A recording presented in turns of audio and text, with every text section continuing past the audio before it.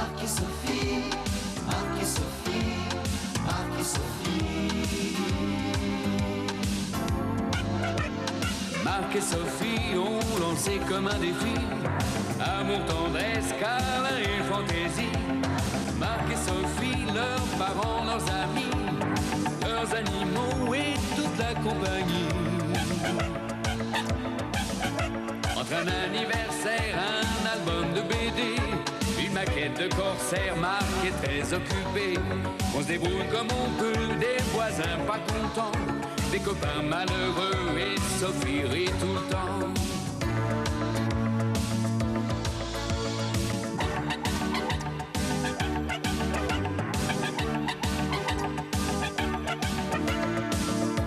Leur vie c'est un petit peu comme la nôtre aujourd'hui, quelque chose de nous deux, soleil et jour de pluie. Marc et Sophie ont lancé comme un défi amour, tendresse, câlin et fantaisie. Marc et Sophie, leurs parents, leurs amis, leurs animaux et toute la compagnie. Marc et Sophie, Marc et Sophie, Marc et Sophie.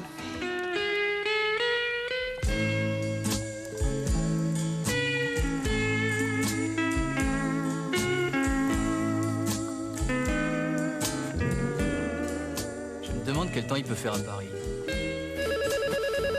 Marc, réponds, c'est ta mère.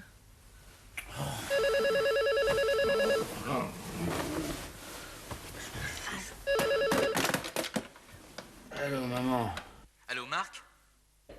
Ah, bah t'as l'air enroué, maman. Non, c'est pas maman, c'est Bob. Bob, Hey. mais t'as une idée de l'heure qu'il est? Ah non, ça j'ai perdu toute notion du temps, vieux. Ah, mais qu'aime pour le plaisir? Une catastrophe. Alors si tu savais, il m'arrive une tuile épouvantable. Non, non, pas de citron vert dans la papaye. Qu'est-ce que tu racontes? Hein?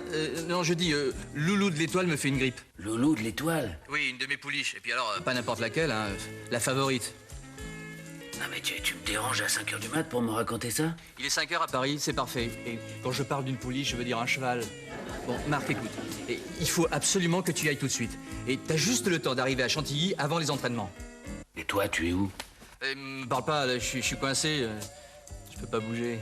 Non, de toute façon, je suis à 18 heures d'avion. Non, écoute-moi, il y a que toi qui peux me rendre ce service. Ah, mais c'est gentil de penser à moi. Allez, non, écoute, Loulou de l'Étoile court le prix de l'Arc de Triomphe dimanche prochain. Et puis, alors, il paraît qu'elle tousse. Alors, écoute, angine de poitrine, allergie, rhume, tout ce que tu veux, il faut que tu ailles voir. Mais pourquoi il n'y a pas d'autre véto à Chantilly? Mais si, mais... Ah bah oui, tes collègues, ils sont tous à la solde de mes concurrents. Non, mais ils l'empoisonneraient. Non, tu sais, le milieu des courses, c'est la jungle. Non, écoute. Il n'y a que toi en qui je peux avoir confiance. Et ton honnêteté va jusqu'à la bêtise, hein. Ah, merci, mon vieux. Hein? Oui, non, mais écoute-moi, de toute façon, attention, je suis pas ingrat, hein. Il y a de très grosses sommes en jeu. Et on t'oubliera pas si Loulou gagne. Ok? Oh, les filles, c'est bon. Oh, que c'est bon. Arrête, une chatouille, là. Allez, je file. C'est ce que c'est que les urgences. Ouais, ce serait pas plutôt une maîtresse? Non, une favorite. Loulou de l'étoile. Loulou de l'étoile. Bien roulé? Oh là là, comme une championne. Croupe musclée, une crinière abondante à ce qu'on dit. Ouais. Tu me fais marcher? Oui. Et puis elle, je dois la faire courir. Ciao, Berline. Ciao, crétino.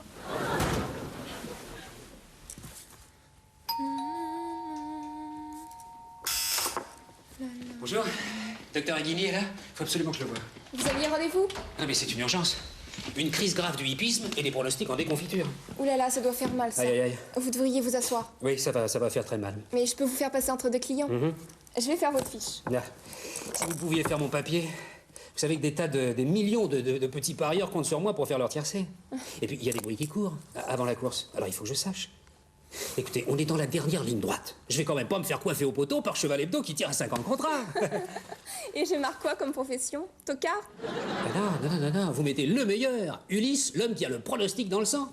Vous êtes journaliste, quoi? Non, je suis scientifique. Et oui, scientifique, parce que mes pronostics tiennent compte de la génétique, de l'astrologie et même de la loi sur les probabilités. Et lequel des trois est malade? Loulou de l'étoile. Et je sais pas ce qu'elle a. Ou pas de détails sur votre vie intime. Hein. Dites-moi, j'ai l'impression que vous êtes quelqu'un sur qui on peut compter. Je me trompe pas. Alors dites-le moi, quelle tête faisait le docteur ce matin quand il est rentré de Chantilly? Oh bah le docteur n'est pas rentré. Comment ça, le docteur est pas rentré? Je croyais que... Il est toujours en train de soigner votre bourrin. Mais alors... Ça veut dire que ça va mal? Non, mais si vous vous sentez mal, le médecin peut vous recevoir dans 5 minutes. Non, ça va, ça va. Ah bon? Oh, non, mon petit, je ne fais pas de sport. Parce que voyez-vous ce que vous appelez jogging en ce moment, hein? Ben, de notre temps, on appelait ça décrassage. Et pour le décrassage, j'ai toujours préféré une salle de bain. Ouais. Ah ouais. Pourtant, vous avez la constitution de quelqu'un qui vit au grand air. À 5h30 tous les matins à Chantilly ou à Maison Lafitte pour l'entraînement. Ça, l'odeur du crottin, c'est souverain contre la sinusite. Ah bon? Ah, ça, c'était un remède que j'ai jamais encore prescrit. Mais vous devriez, mais spécifiez bien avant le petit déjeuner. D'accord. Bon, alors, poumon en parfait état. Et le cœur... Rien à signaler. L'émotion des champs de course est souverain pour affermir le palpitant. Oui. Voilà. Eh bien, commandant, vous êtes en parfaite santé. Et je suis pourtant victime d'une angoisse hebdomadaire particulièrement virulente cette semaine. Ah bon? Vous avez des angoisses? Racontez-moi ça. Il faut que je vous parle de Loulou.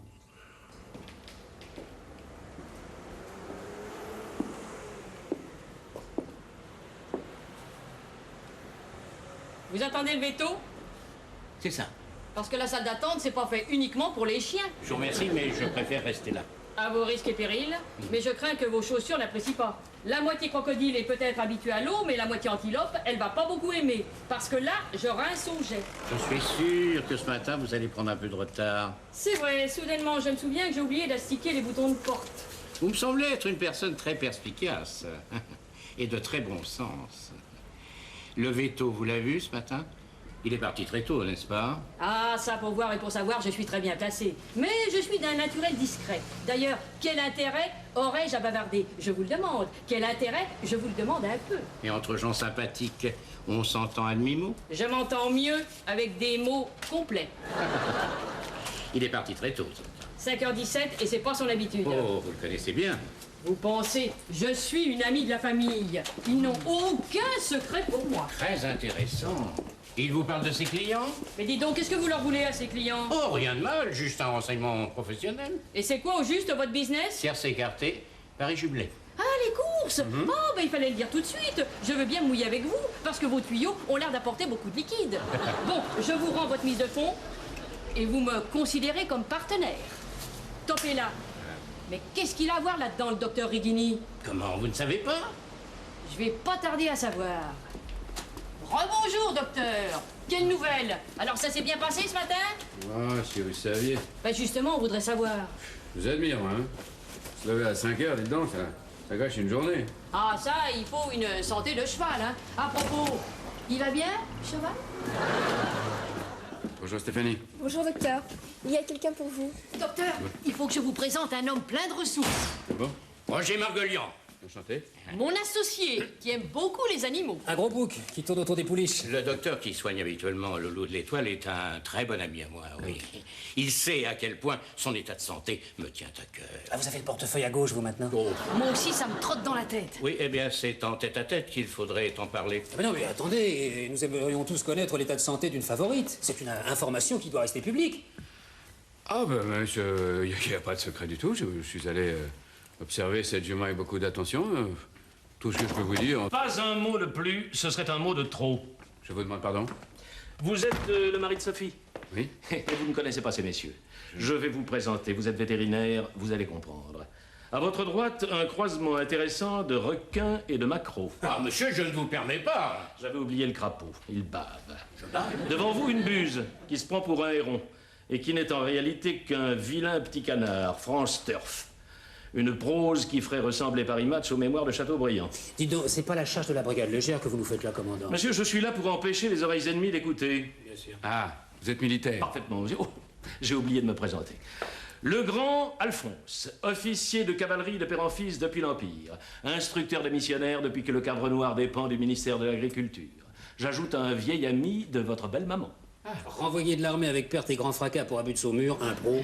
Il a dilapidé son héritage sur les champs de course et il a ruiné plus d'une veuve à cause de ses pronostics foireux. À part ça, il est pas méchant. D'habitude, le docteur reçoit des gens mieux. Comptez sur moi, je vais filtrer. Alors l'autre Margolian en danger. Les courses truquées, le dopage, l'intimidation des jockeys, sans compter l'argent blanchi et les trafics d'influence. Docteur, ne l'écoutez pas. Je suis là pour affaire. Je suis un homme influent, informé. De plus, jamais l'ingrat. Vous avez oublié intègre. Ah bon? Oui, écoutez, monsieur, écoutez, je viens de me rappeler que chez les vétérinaires, le secret médical, ça existe aussi.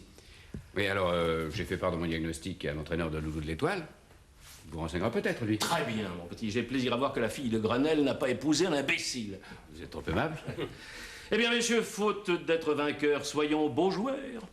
Allons voir nous-mêmes comment se porte notre loulou. Oui, Chantilly, c'est loin. Mais je suis sûr que notre ami Margolian mettra à notre disposition les seuls chevaux qu'il aime vraiment. Pardon? Il y a bien 200 chevaux sous le capot de votre Bentley. Non, 210. Pas trop dormi, mais en pleine forme. C'était génial hier soir. T'es vraiment un reporter de course. Ce soir encore? Élisée Matignon? Oh, tu veux la main de ton petit cheval, hein? Oui, monsieur. Stéphanie, vous pouvez venir me voir avec l'agenda, je sais plus du tout où j'en suis. Je prends note et je confirme votre rendez-vous. Oui. Oui, c'est ça. Excuse-moi, c'était le docteur. Je sais pas ce qu'il a en ce moment, mais il est vraiment bizarre. Oui. Oui, t'en fais pas, je m'en occupe. T'auras les renseignements ce soir. Allez, bye bye. À plus tard.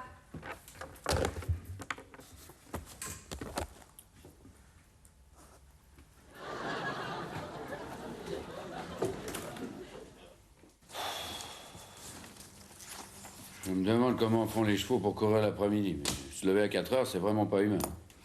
Mais vous êtes vraiment obligé d'y aller tous les jours? Bah. Elle est si malade, Loulou?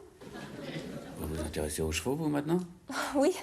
Quand j'étais petite, je voulais être écuyère, monter en Amazone. Mais mes parents n'ont jamais voulu. Ils n'ont pas compris ce que ça voulait dire. Ah bon? Bon, en tout cas, je suis désolé, il faut encore annuler tous les rendez-vous de demain matin. Bien, docteur. Mais vous n'oublierez pas de remplir sa fiche. Vous avez oublié hier ou aujourd'hui. Tenez, je vous l'ai préparé. Une fiche de qui? Bah, Loulou de l'Étoile. Ah oui, ah bah oui. Merci Stéphanie. Ah, Stéphanie, je peux vous faire une confidence? Ah oui, oui. Oui. Je ne vais pas remplir sa fiche, parce que j'ai peur qu'elle ne tombe entre de mauvaises mains. Non, je dis pas ça pour vous, mais l'enjeu est tellement colossal. Ah. Oui. Enfin, docteur, faites attention parce que vous avez l'air vraiment anxieux, là. Ah bon, vous trouvez? Un secret comme ça, c'est trop lourd à porter tout seul. Vous feriez mieux de le partager. Ah oui.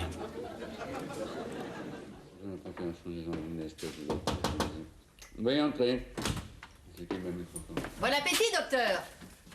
Bonjour, Madame Molinard. Ça ouvre l'appétit de se lever tôt, hein. Je le sais parce que j'ai un cousin qui travaille comme vous là-bas, à Chantilly. Ah bon? Vous l'avez pas rencontré? C'est un petit bonhomme, il me ressemble. Il est jockey. Mais alors, en ce moment, il se fait drôlement du souci pour son emploi.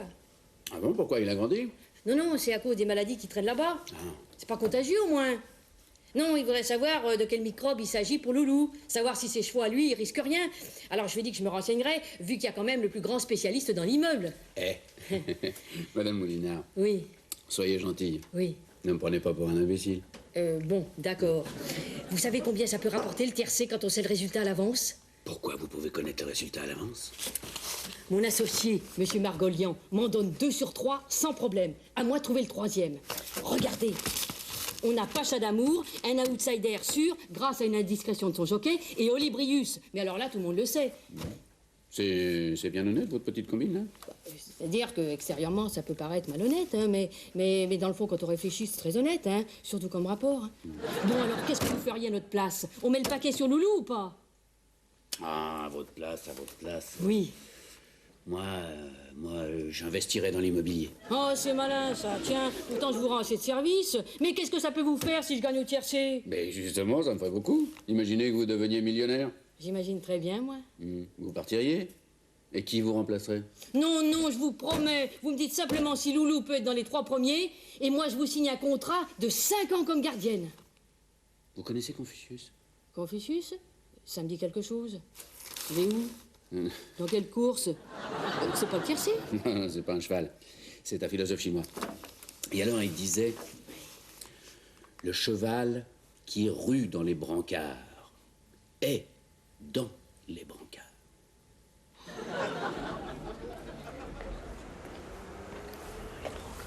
Et alors? Il a dit le cheval qui rue dans les brancards est dans les brancards. Ça veut dire quoi?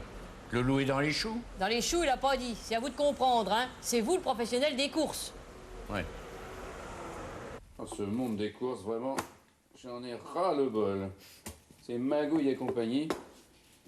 Puis là, c'est contagieux. Je finis même par me poser des questions sur la santé de notre entourage.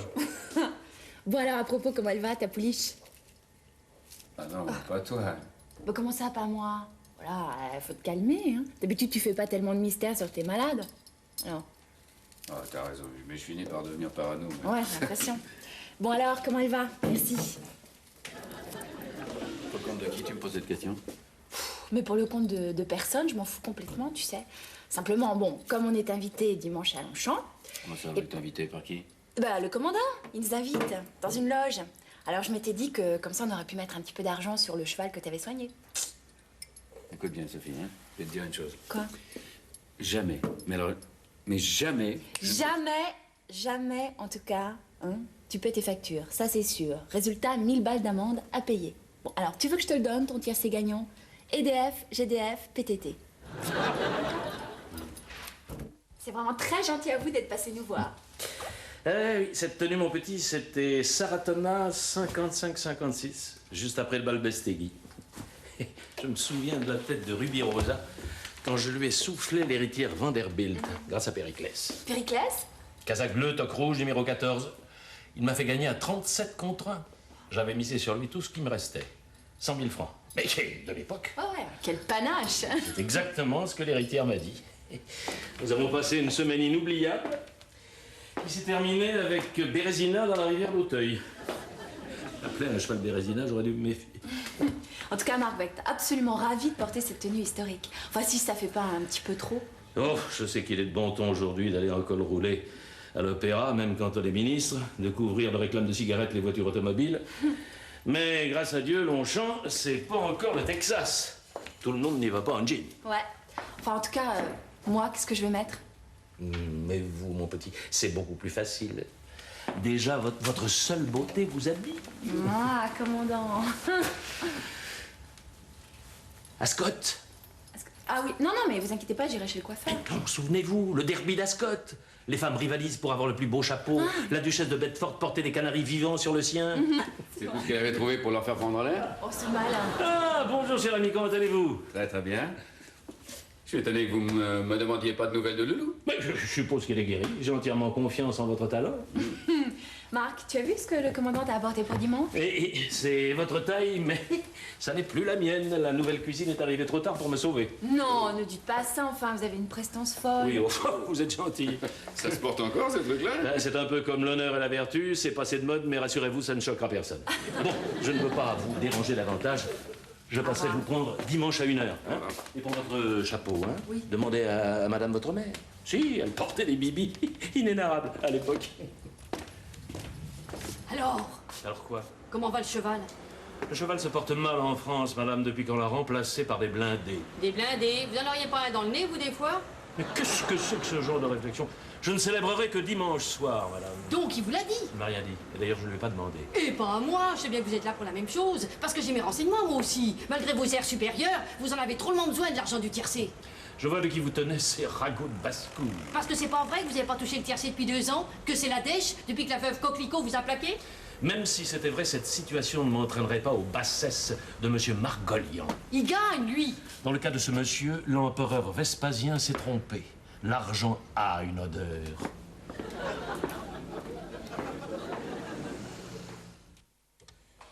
À ton avis, quelle heure il peut être à Tahiti? Ah, je vois. On appelle son copain Bob pour lui donner des nouvelles de sa pouliche. Ah non. Non, puis je... Non, puis il doit être beaucoup trop tôt, là. Je veux pas le déranger à cette heure-là. Oui, je voudrais parler au docteur Bob Isnard, s'il vous plaît. Non, ne le dérangez pas, je rappellerai plus tard. Oui, merci. Oui? Ablation, ça s'écrit avec un T. Oui, avec un T comme discrétion. Merci, docteur. Je vous en prie. Allô, Bob? Oui, je t'appelle pour donner des nouvelles de Loulou. Mais qu'est-ce que vous faites là, vous? Ça se voit, j'admire le liquide qui coule à flot. Ah oui? Ne comptez pas sur moi pour tremper dans vos combines. Je le trouve bien sec.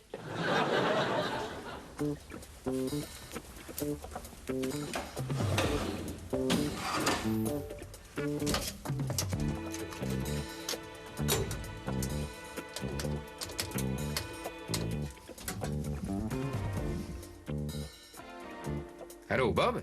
Ouais. Ah, dis-moi, tu coupes tout de suite ou tu me parles cette fois-ci? Ah, bah, excuse-moi, mon vieux, mais ma vie est devenue un enfer depuis que je m'occupe de ta protégée. Je comprends que t'as besoin de prendre des vacances, hein. Ah, m'en parle pas, ici aussi il y a des pouliches. Oh, mon pauvre vieux. Et dis-moi alors, Loulou, on en est où, là? Oh, en pleine forme.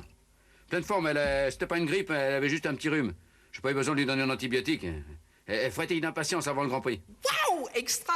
Oh, dis donc, ça me fait penser à un truc marrant. Ah bon, quoi donc? On aurait voulu monter un coup tordu pour faire grimper sa cote, mon vieux, on s'y serait pas pris différemment, hein. Oui, c'est très marrant. Ouais. Bon, écoute, maintenant, l'important, puisqu'elle va courir, autant qu'elle gagne, hein. Alors, écoute-moi bien. Tu vas passer chez moi. Je te donne la combinaison de mon coffre. Alors... Ah non, mais tu vas pas me demander toi aussi de faire ton tiercé? Mais non, il s'agit de mon coffre à pharmacie. Crois-moi, ce qu'il contient vaut bien plus que le tiercé. Le flacon des vitamines qu'aime Loulou. Tu les lui donnes le matin de la course et elle mènera un train d'enfer, garanti sur mesure. T'as compris? Mais qu'est-ce qu'il y a là-dedans? T'inquiète pas, que du bon. Du concentré de ginseng, de la moelle de baleine, de l'extrait de piment confit et beaucoup de poudre d'huître et de caféine. C'est bon pour courir, tout ça? En tout cas, ça met en forme, vieux. Ça, tu peux me croire sur parole. Elle est fille que ça met en forme.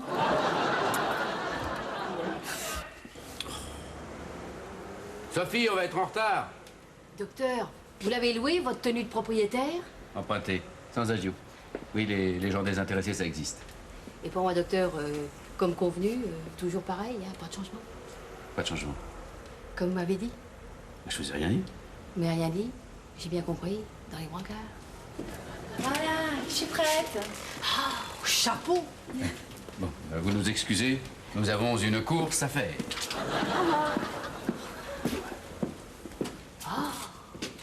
Qu'ils sont beaux quand même. Nous entrons dans la dernière ligne droite, c'est Tolibrius qui mène toujours devant Pacha d'Amour. Mais sur la gauche, vous découvrez comme moi Loulou de l'Étoile qui jaillit comme une fusée du peloton. C'est extraordinaire! Eh bien, mesdames et messieurs, c'est la première place qu'elle enlève dans un mouchoir. Ce n'était pas mon pronostic et cela prouve encore une fois qu'il n'y a jamais rien de sûr et de moins prévisible qu'une course. Pourquoi il a dit dans les brancards? C'était dans un mouchoir? Pourtant, brancard et mouchoir, c'est pas pareil. Oh, dis donc, elle avait bouffé du lion, notre gazelle. Ah, oui. Tu vas nous chercher des verres pendant que je vous Mais penchez-vous, moi, sabrez le champagne, passez-moi un sabre. Mais je peux vous proposer un bistouri. Ah, bon, alors je vous laisse vrai. Écoute, Marc, je comprends vraiment pas tes scrupules, là. Aujourd'hui, t'es le seul à n'avoir rien gagné, et pourtant, c'est toi qui savais. Mais, ma chère Sophie, votre mari n'est pas un cavalier, c'est un marin. Ouais. Vous savez ce qu'on dit de la marine? Non. Aussitôt à terre, aussitôt à cheval, aussitôt à cheval, aussitôt à terre. Ah. Ils n'ont pas confiance. Mais ne croyez pas que je n'ai rien gagné? Pourquoi t'as joué? Non, mais j'ai fait quelque chose de malhonnête. Ouah, malhonnête, toi. J'ai gardé une fiole de la potion de Lulu. Et ça fait quoi? Ça donne de l'estomac à l'étalon. Personne n'est parfait. Marc et Sophie, Marc et Sophie, Marc et Sophie. Marc et Sophie ont lancé comme un défi amour, tendresse, câlin et fantaisie. Marc et Sophie, leurs parents, leurs amis, leurs animaux et toute la compagnie. Entre un anniversaire, un album de BD, une maquette de corsaire, Marc est très occupé. On se débrouille comme on peut, des voisins pas contents, des copains malheureux et Sophie rit tout le temps. Marc et Sophie, Marc et Sophie. Et vous, ce soir, ce week-end, du lundi au vendredi. Tout de suite, un nouvel épisode de la vie palpitante de Marc et Sophie sur Comédie.